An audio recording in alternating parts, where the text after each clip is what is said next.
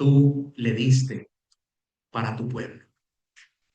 Danos a nosotros también interés de corazón. Danos, Señor, concentración para estar aquí de manera integral. Señor, es un privilegio para nosotros como iglesia escuchar tu palabra, que tú te dirijas a nosotros, Señor, porque eso es lo que sucede cuando la iglesia se reúne. Tú dijiste claramente, donde están dos o tres reunidos en mi nombre, yo estoy allí.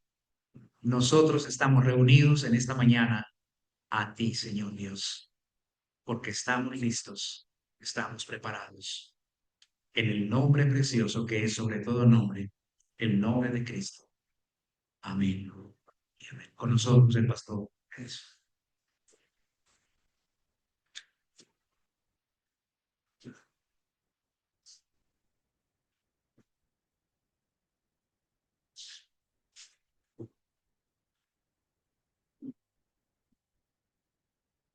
Mis hermanos, muy buenos días.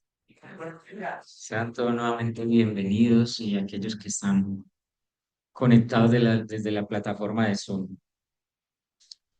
Quisiera que antes de empezar pensaran en algo. ¿Qué les produce a ustedes gozo? En su vida, ¿qué les produce gozo? Piensen en un momento. ¿Qué los hace sentir gozosos o felices?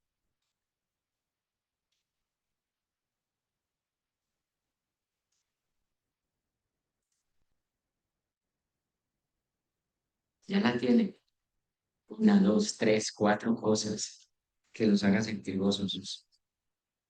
Voy a leer nuevamente el texto que nos leyó el pastor. Pablo y Timoteo, siervos de Jesucristo. Filipenses 1.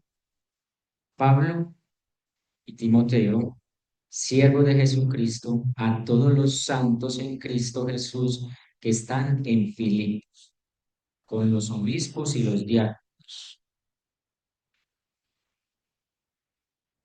Mis hermanos, como introdujo el pastor, vamos a iniciar el, el viaje por la carta a los filipenses, por la carta a los filipenses. Hoy estaremos introduciendo la carta, estaremos haciendo una breve introducción a la carta.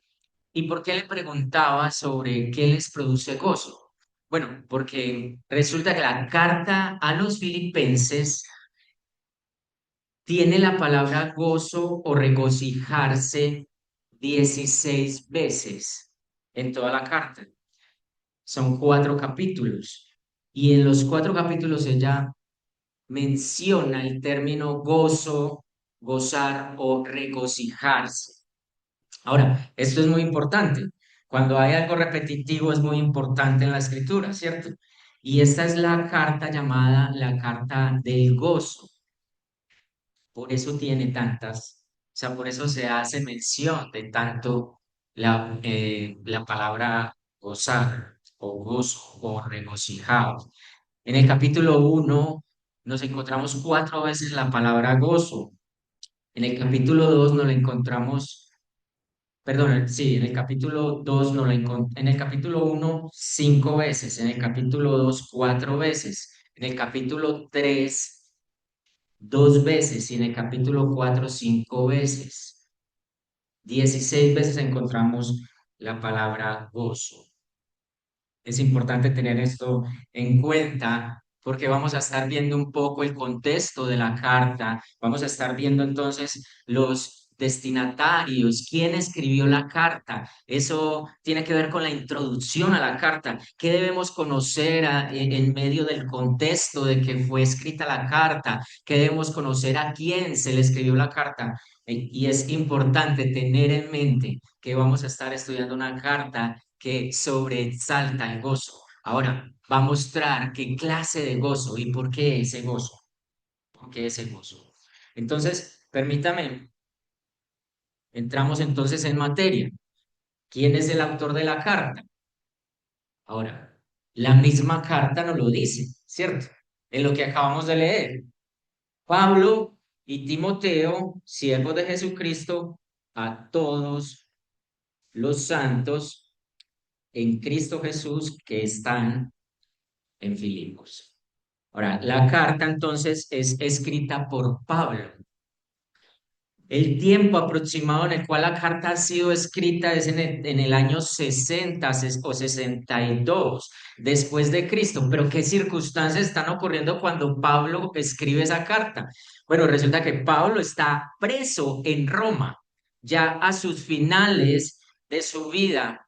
Él está preso en Roma y desde Roma él escribe esta carta a los filipenses. Ahora, él al parecer está con Timoteo porque mire que él lo menciona, dice Pablo y Timoteo. O sea, Timoteo está con Pablo en el momento en que él escribe la carta.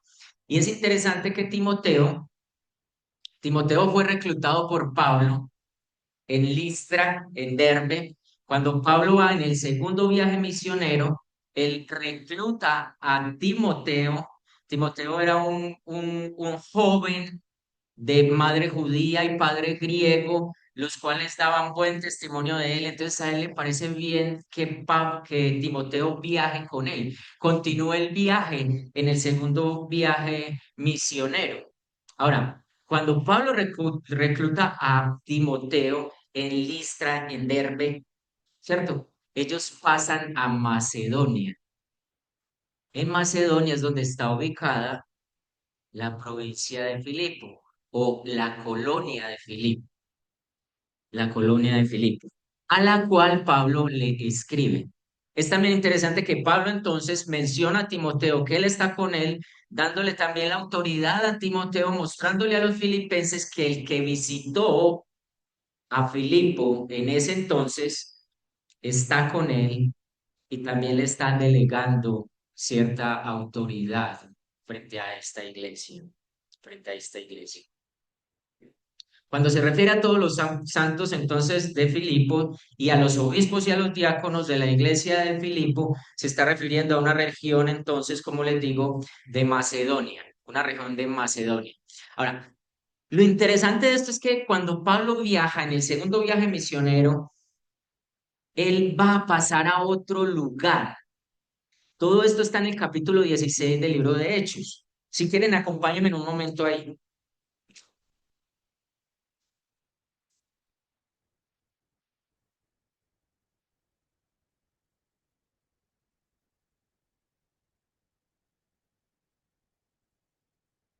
Y miremos el versículo 6. Del versículo 1 al versículo 6 está lo que yo les acabo de decir. Él recluta a Timoteo, ¿cierto? Y le parece bien que entonces él viaje con él. Ahora, cuando en el versículo 6 dice que Pablo estaba atravesando Frigia y la provincia de Galacia, les fue prohibido por el Espíritu Santo hablar palabra en Asia. Y cuando llegaron a Misia, intentaron ir a Bitinia, pero el Espíritu no los dejó. Entonces, miren lo interesante, o sea, ¿dónde están haciendo la iglesia de Filipo? Primeramente, en el corazón de Dios, ¿cierto?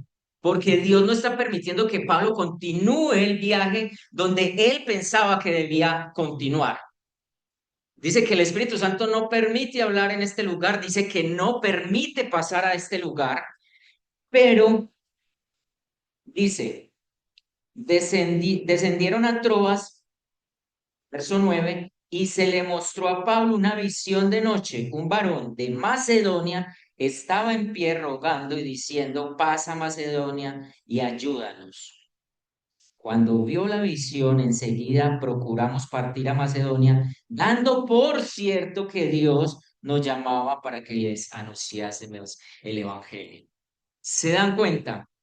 El obrar de Dios, el obrar del Espíritu frente a esto.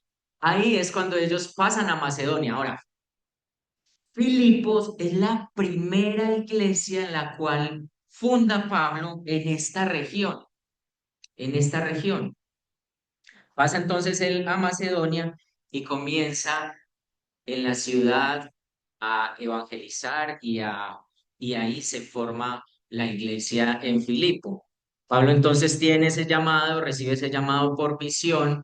Ahora, luego Él llega allí, se encuentra con una mujer que es adivina, ¿cierto? Ahora, era un gran negocio para los dueños de esa mujer y Pablo libera a esta mujer, entonces a los dueños no les causa mucha gracia porque les acabó con el negocio. Entonces, a raíz de eso, él es encarcelado allí. Pero cuando él llega allí, lo primero que sucede es que él conoce a una mujer llamada Lidia, que era una mujer de buena posición. Dice la escritura que era vendedora de pieles, sí, de telas, de púrpura, y que ella recibe, es la primera que recibe el evangelio, es la primera que recibe el evangelio. Y es allí donde entonces comienza en la casa de ella la iglesia de Filipos. Sucede lo de esta mujer, luego Pablo es encarcelado, ¿cierto? A medianoche ocurre algo sobrenatural, ellos están alabando, ellos están cantando y hay un terremoto, ¿cierto? Ellos salen libres de ahí, el carcelero se pone muy mal porque ellos piensan que ellos han escapado, pero ellos todavía están ahí y a causa de eso el carcelero también es evangelizado, cree en el Señor y es bautizado él y su familia. Eso es todo lo que ocurre ahí en el segundo viaje de Pablo cuando se forma la iglesia de Filipo. Entonces tenemos tres personajes que son muy importantes, cuatro personajes, perdón, que son muy importantes dentro de la carta, o sea, dentro del contexto de la iglesia. Lidia, que es la primera persona en Europa en responder al evangelio. Recuerden que la iglesia en Macedonia o en Filipos, la iglesia de los filipenses, es la primera iglesia fundada en Europa. Y esta es la primera mujer que recibe el evangelio allí.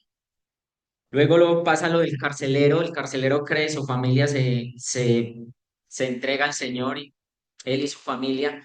Y la carta nos menciona a dos mujeres líderes que son colaboradoras de Pablo, muy activas, muy valiosas para Pablo en la obra del Evangelio, ahí en Filipos, que es Evodia y Síntique. Eso es lo que sucede alrededor de todo esto. Los personajes, la historia, cómo Pablo llegó ahí, cómo se fundó la iglesia y cómo luego Pablo entonces escribe esta carta para ellos. Ahora, hay varios aspectos muy importantes dentro de la carta. Hay algo también que debemos saber. ¿Qué era Filipos? ¿Qué ciudad, qué provincia, qué colonia era? Bueno, Filipos fue llamada Filipos precisamente en honor al padre de Alejandro Magno, Felipe o Filipo II. Él conquista esta ciudad y decide colocarle a esta ciudad su nombre, Filipos. Recuerda que él pertenecía al imperio griego, ¿cierto? Y cuando el imperio griego comienza a expandirse, llega a este lugar y conquista esta ciudad. Era una ciudad muy importante, o sea, se convirtió en una ciudad muy importante. De hecho, dicen que era una ciudad muy rica porque había demasiado oro. De hecho, Felipe o Filipo se ayuda. Dice que se ayuda con el oro que extrae de esta ciudad para seguir fortaleciendo su ejército y su imperio y para establecer las bases que luego tomaría Alejandro Magno para hacer crecer mucho más el imperio griego. Pero recuerden que luego del imperio griego llegan los romanos y los romanos conquistan la gran mayoría de tierra que había dentro de eso, conquista a Filipos, pero decide seguirlo llamando Filipos. A él no le importa tanto el nombre, decide seguirlo llamando Filipos. Pero sí hay algo interesante, que es al convertirse en una colonia romana, los habitantes de Filipo tenían unos beneficios especiales. Dentro de ellos era que ellos eran ciudadanos romanos. Los habitantes de Filipo eran ciudadanos romanos, a ellos se les otorgaba la ciudadanía romana, la ciudadanía romana. Pero eso también los lleva a que, claro, pues el Imperio Romano era el más grande, ¿cierto? Tenían los privilegios, ellos tenían ciudadanía romana, entonces eso los hacía un poco orgullosos por ser romanos. También, entonces, su seguridad estaba basada en ese estatus terrenal del imperio. También, entonces, ellos le otorgaban lealtad al César y lo llamaban Señor. Pero Pablo, por eso, dentro de la carta hace un contraste y dice, bueno, ustedes se deben comportar como lo que son, pero les recuerdo algo, y es lo que está en Filipenses 1:27, que ellos son llamados a vivir coherentemente con su patria o con su verdadera patria, pero él en el 3:20, en Filipenses 3:20, le dice, miren, ustedes tienen ciudadanía romana. Y ustedes quizás se sienten orgullosos de ser ciudadanos romanos, pero nuestra ciudadanía está en el reino de los cielos o está en los cielos. Él les cambia la identidad, también les da una seguridad. La seguridad no está basada en el imperio, de hecho el imperio cayó. La seguridad está basada en la eternidad, la seguridad está basada en Cristo. Y también les enseña una nueva lealtad, la lealtad a Jesucristo, el último Señor. Esto estaremos viendo durante el viaje por esta carta. Ahora, hay una paradoja bien grande. Tenemos una paradoja bien grande y es, vuelvo y les digo, Pablo está en prisión. Pablo está en prisión. Él está allí en Roma preso. ¿Cómo es posible que yo estoy preso y escribo una carta expresando gozo? Eso es una gran paradoja, ¿cierto? Si tú estás preso, muy probablemente estás alicaído, triste. ¿Cómo voy a escribir una carta que tiene que ver con el gozo? Ahora, esto nos muestra una realidad externa, que son las circunstancias que tenemos, pero una respuesta interna del espíritu en cuanto a que no depende de las circunstancias. Pablo escribe encadenado, encarcelado, bajo custodia romana, como les dije, en el año 60-62, y enfrenta oposición e incertidumbre sobre su vida. Pero esta carta rebosa de términos de gozo, regocijo, esperanza, unidad. El Evangelio sigue avanzando libremente, aunque él está encadenado. Ahora, tenemos que mirar el corazón de la carta. Es cinco propósitos que tiene esta carta, cinco propósitos. Lo primero es Pablo agradece, Pablo agradece a la iglesia de Filipos por un apoyo económico que ellos dan. Ellos dan una ofrenda a Pablo, envían una ofrenda a Pablo y él agradece dentro de esta carta. También él presenta a Cristo como el modelo de humildad.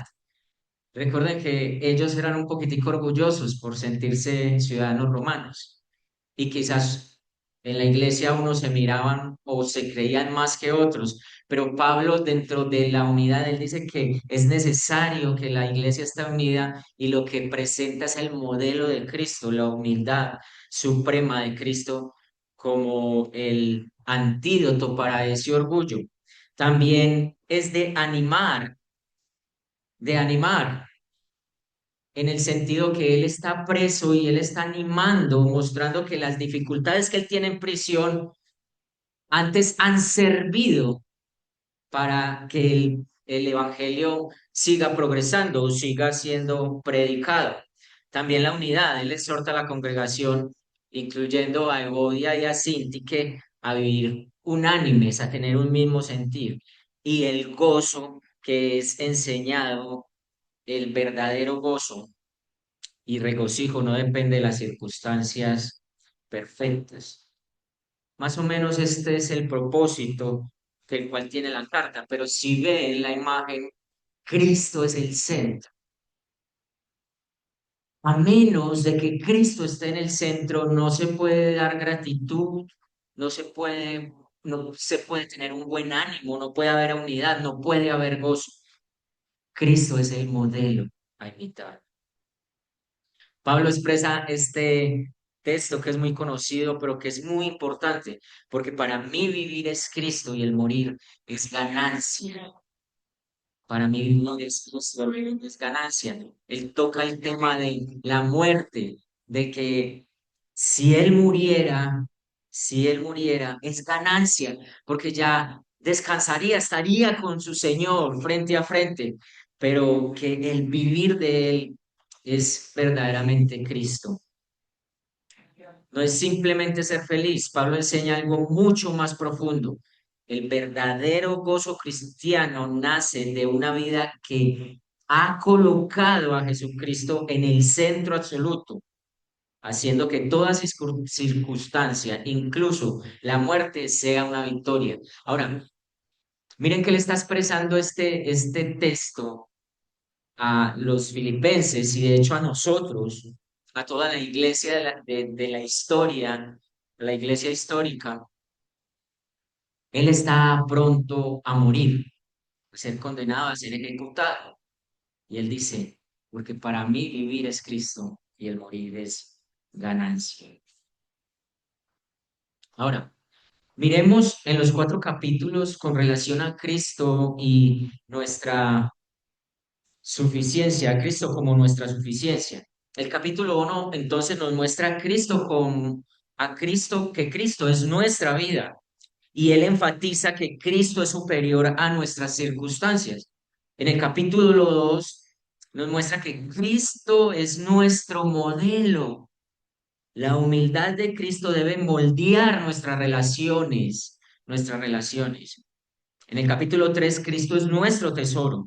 Conocer a Cristo vale infinitamente más que los logros humanos. Y en el capítulo 4 Cristo nuestra fortaleza, el verdadero contentamiento y paz en toda situación. Es Él, es Él. Entonces, Cristo nuestra vida. Él muestra entonces las cadenas, hay oposición porque bueno, la iglesia siempre enfrentó falsos maestros o personas que enseñan otra cosa, la incertidumbre, ¿cierto?, de qué va a pasar y la muerte. Pero todo eso sopesado en la balanza de Cristo, Cristo es todo. Por eso vuelvo y les digo, por eso Él dice, para mí vivir es Cristo y morir es ganancia. El modelo de la humildad, el modelo de la humildad. Y cuando Pablo expresa ese modelo de la humildad, él expresa quién era Dios, quién era Cristo, perdón, quién era Jesús. ¿Cierto? Que él era igual a Dios, ahora que él se despojó de esa gloria magnífica, de esa gloria suprema y tomó forma de siervo, se hizo semejante a los hombres y fue obediente hasta la cruz. Ahora, Dios lo exalta hasta lo sumo y su nombre es sobre todo nombre. Y hay algo bien interesante. Este texto en el cual habla esto, en el capítulo 2 es un cántico, es un cántico. Entonces, Pablo coloca como ejemplo a Cristo de humildad, de que él no se sintió orgulloso, no se o se enalteció, perdón, no se enalteció por ser Dios y más bien se despojó de todo, se hizo obediente, fue hasta la cruz. Y luego Dios lo exaltó, o sea, él volvió a tomar su gloria, su gloria. Ahora, la humildad es indispensable para la unidad, porque este texto Pablo lo trata en la dificultad que tenía la iglesia en la unidad. Entonces, cuando pensemos en la unidad, ¿cierto? Que debemos de tener unidad, de que debemos ser unánimes, tenemos que pensar en Cristo, en Jesús. ¿Quién era Jesús y qué hizo? Él se despojó de todo, Él se humilló. A veces toca ceder en algunas situaciones para que el Evangelio siga siendo predicado. Cristo nuestro tesoro, Cristo nuestro tesoro. Ahora, acá hay, Él expresa, he considerado como pérdida, he considerado como pérdida todo. Podríamos hablar de Pablo. Pablo era un erudito, ¿cierto? O sea, era alguien docto en la ley. Había sido muy bien enseñado y él se despoja de todo, de esos títulos. Se despoja de la posición que tenía, de la posición que tenía, porque Pablo tenía un buen puesto entre los judíos, en el Sanedrín, ¿cierto? Aquellos que tomaban decisiones importantes. También se despojó del linaje religioso, del reconocimiento humano y de los logros personales. Ahora, Pablo, ¿por qué te despojaste de todo eso? Bueno, porque todo eso lo he considerado como pérdida. ¿Para qué? Para considerar algo que es ganancia, la excelencia del conocimiento de Cristo Jesús. Y esto está en el capítulo 3. Cristo es nuestro tesoro. Nuestra identidad no debe descansar en lo que hemos logrado, sino en nuestra relación con Jesucristo. Capítulo 4. Ahora, Pablo aprendió el secreto de vivir con gozo, de vivir gozoso, sin importar el nivel de las aguas, sin importar la situación que estuviera viviendo. Él dice, yo he aprendido a vivir ¿en qué? En mucha abundancia, he aprendido a vivir en escasez, ¿cierto? En abundancia, en escasez. No depende de las circunstancias, depende de que yo tengo un ancla. ¿Cuál es mi ancla? Cristo Jesús, ¿cierto? Por eso él dice, todo lo puedo en Cristo que me fortalece. Y quiero abrir un paréntesis. Este todo lo puedo en Cristo que me fortalece no se está refiriendo a que es una promesa de alcanzar todo. No es una promesa de alcanzar todo, de alcanzar mis metas personales, mi éxito terrenal. No, no, porque, o sea, ha sido malinterpretado. Leía algo frente a este texto una vez, cómo, cómo, cómo decirle, por decir a dos boxeadores que van a pelear, ¿cierto? Que van a tener una competencia de boxeo y que todos dos son creyentes y que entonces él, tomando este texto, todo, dice, todo lo puedo en Cristo que me fortalece, voy a tumbar al otro. Se refiere a eso. No se refiere a eso, no se refiere a una promesa de alcanzar nuestras metas personales o el éxito terrenal, sino una declaración de fuerza para mantener la paz y el gozo tanto en en la pobreza como en la riqueza. O sea, tener el gozo a pesar de las circunstancias, de la enfermedad, de la escasez. Y trata también un tema muy importante que es el contentamiento. Aprender a estar contentos, sea cual sea nuestra situación. Ahora, circunstancias versus Cristo. Cristo nos da un gozo incondicional. Mire, ahora hablábamos de la humanidad de Cristo y de la deidad de Cristo, ¿cierto? Si Cristo cambiase, o sea, si Él fuera falible, no fuera infalible, como un atributo divino, si Cristo cambiase, ¿cierto? ¿En quién tendríamos esperanza? A las promesas que hay en la Escritura. Por ejemplo, la promesa de que Él fue el sacrificio perfecto una vez y para siempre. Si Él cambiase, ese sacrificio no sería eficaz y una vez y para siempre.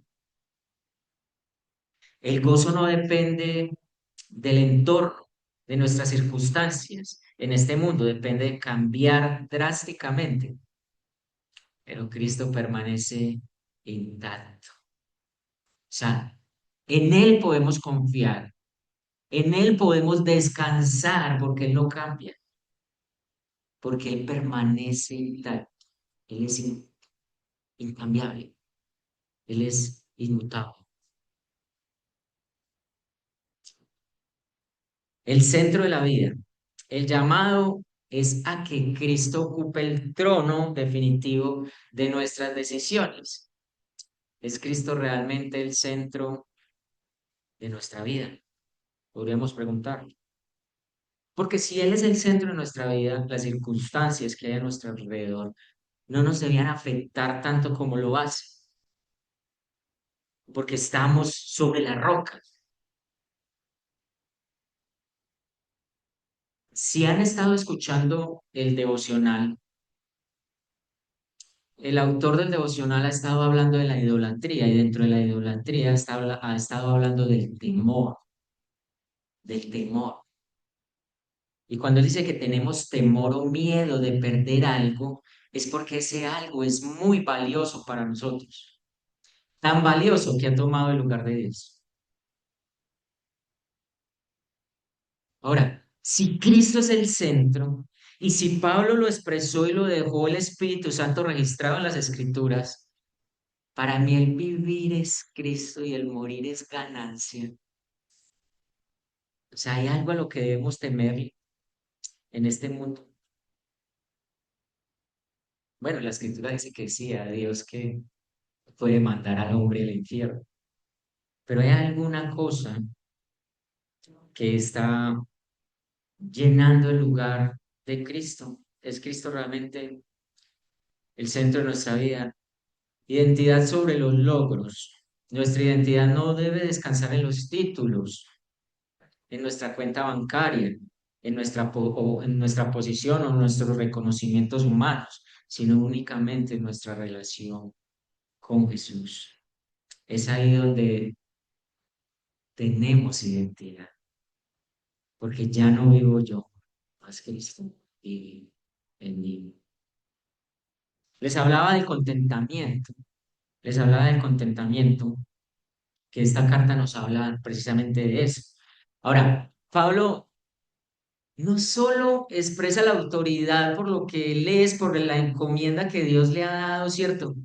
Sino por la situación que está viviendo y por lo que él vivió y porque él está enseñando a Cristo.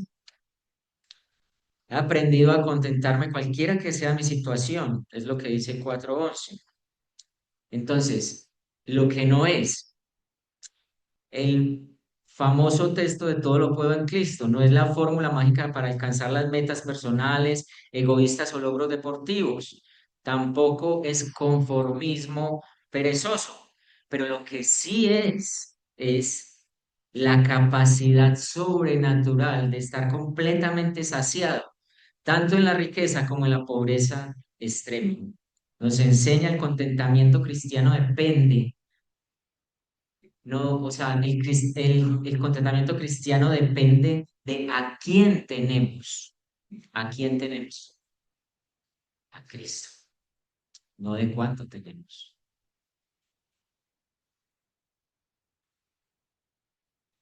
Ahora, quisiera mostrar algunas aplicaciones para la iglesia hoy, porque esta es la pequeña introducción y vamos a estar desglosando la carta.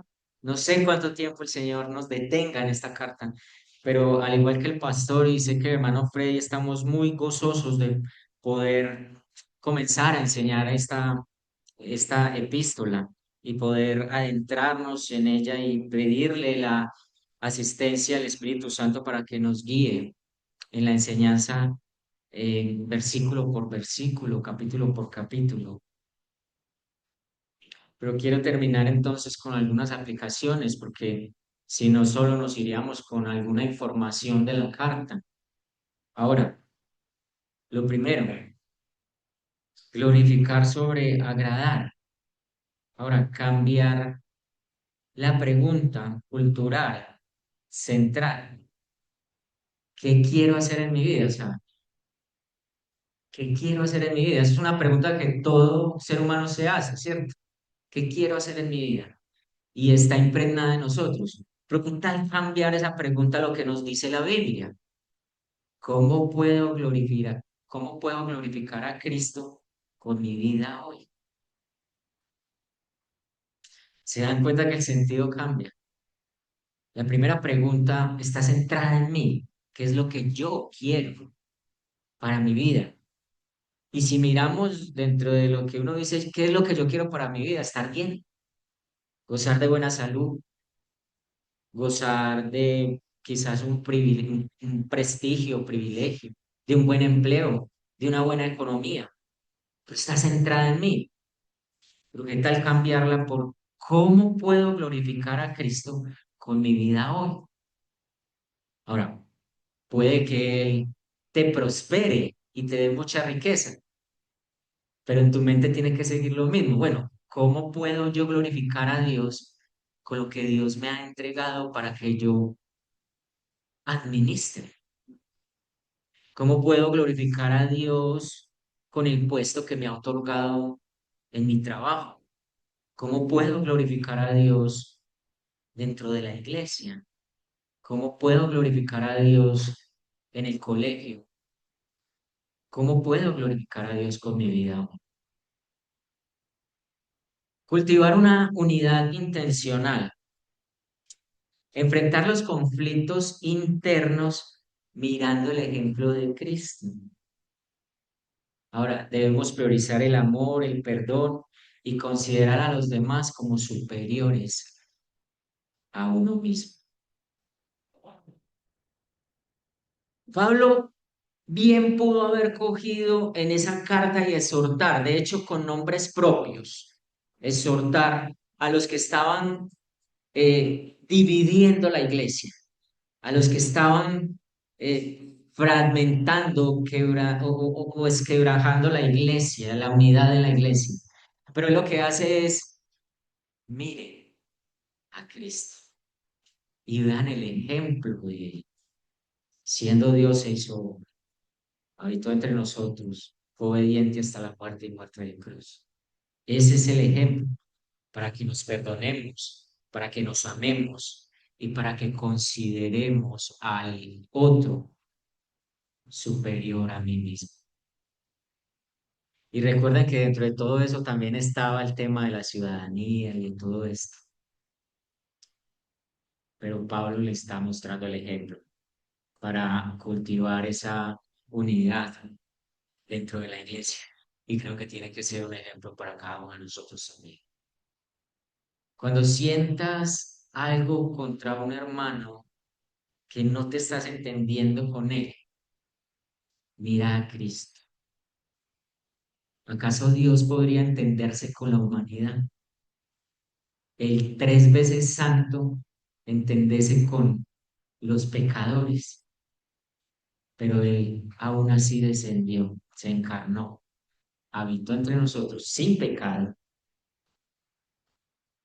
para que tuviésemos esperanza y para que supiésemos que él pues verdaderamente humano también y que entiende la fragilidad, aún las tentaciones humanas. Tenemos que mirar a Cristo y no mirar al otro por encima del hombro o creyéndonos más que el otro. Y ahora, vivir como ciudadanos del cielo. Todos tenemos una ciudadanía, acá todos somos colombianos, no hay ningún otro que tenga ciudadanía de otro lado. Ah, sí, perdón, venezolana, ¿cierto? Pero realmente esa no es nuestra ciudadanía. Nuestra ciudadanía es del reino de los cielos. Ahora, tenemos que alinear nuestra vida a eso, porque entonces si yo soy ciudadano del cielo, no de esta tierra, ¿cómo vive un ciudadano del cielo? O sea, ¿cómo vive uno que pertenece al reino de Dios? ¿Cómo vive? Entonces debemos alinear nuestra ética diaria, nuestros negocios, nuestras relaciones, ¿cierto? y actuar de manera digna del Evangelio, siendo luminares en el mundo.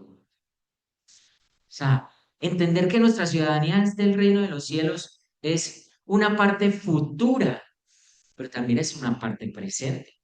Porque decir que yo soy ciudadano del cielo quiere decir que yo, cuando muera, estaré allí con Cristo, o sea, que yo pertenezco al reino de los cielos. Pero, ¿cómo vivo acá?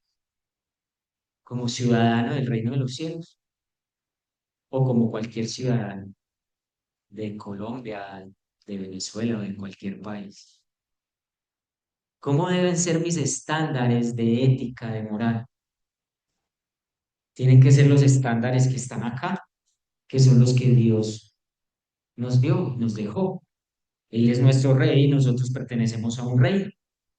Entonces, vivir como ciudadanos del cielo. Ya para ir finalizando, el plano entonces finalizado. Terminamos hoy reconociendo que Cristo lo es todo. Cristo lo es todo. Ahora, Cristo es nuestro gozo en las circunstancias difíciles. Cristo es nuestro modelo supremo de humildad. Cristo es nuestro mayor tesoro frente al mundo y Cristo es nuestra fortaleza y esperanza segura. La carta a los filipenses es el manual de diseño para el cristiano. He aquí, vamos a estar navegando en el manual de Dios.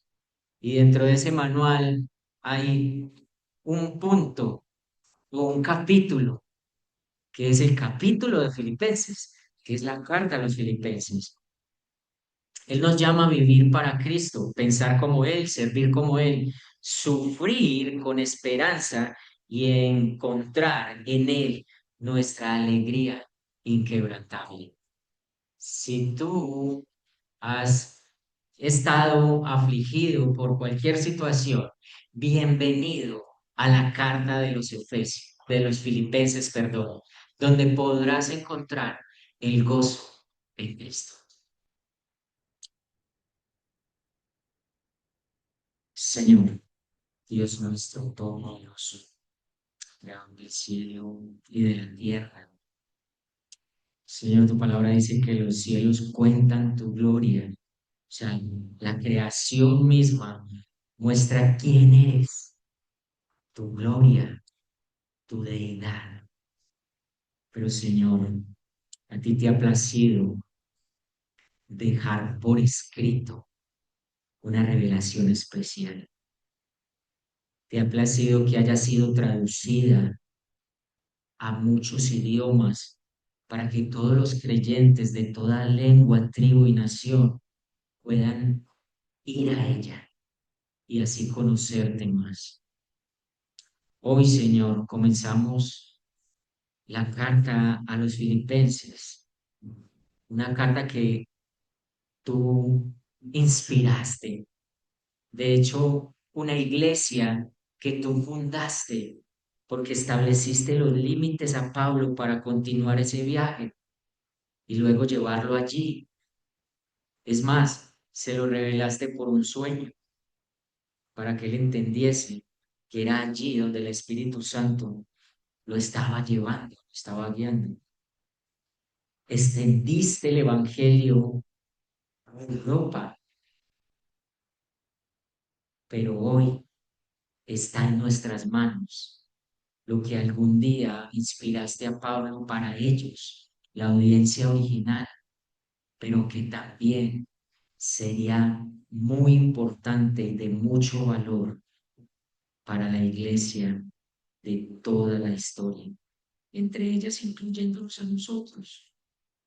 Gracias por eso, Señor, y permite que podamos entonces entrar en ella, escudriñarla, deleitarnos en verte en cada frase, en cada versículo, en cada capítulo, como hemos visto hoy de una manera general y poder conocerte más.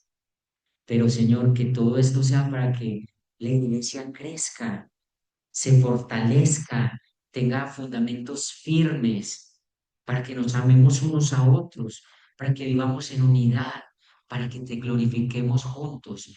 Y ante todo, Señor, para que tu nombre sea glorificado no solo acá adentro, sino fuera de este recinto, para que tú impregnes nuestra vida con el gozo que solo tú produces y ninguna circunstancia nos mueva, sino que nos lleve siempre a vivir gozosos en tu presencia y extender el Evangelio. Asimismo, ayúdanos a vivir como lo que somos, como lo que tú nos dices ahí, ciudadanos del reino de los cielos, nuestras ciudadanías del reino de los cielos. Ayúdanos a vivir así. Pero también, Señor, yo te oro por aquellos que te han conocido o no te han recibido como el Señor de tus vidas, de sus vidas, para que tú, por medio de esta carta, comiences a inquietar sus corazones, por medio de las grabaciones de los sermones, comiences a inquietar a otras personas y ellos puedan conocer al que lo llena todo, que eres tú, mi Señor, en el cual estamos completos, que eres tú, mi Señor, y que ellos puedan venir a ti en arrepentimiento y fe y puedan alcanzar por tu obra en la cruz la salvación de sus vidas y de sus almas. Señor, ahora permite que podamos continuar adorándote, alabándote, glorificando tu nombre, exaltándote, y que ahora cantemos la palabra y que luego eh, vamos a la cena y podamos ver ahí también lo que tú hiciste, te veamos ahí a ti, podamos dramatizar la palabra, que todo lo que hagamos sea un acto de adoración a ti, porque solo tú lo mereces.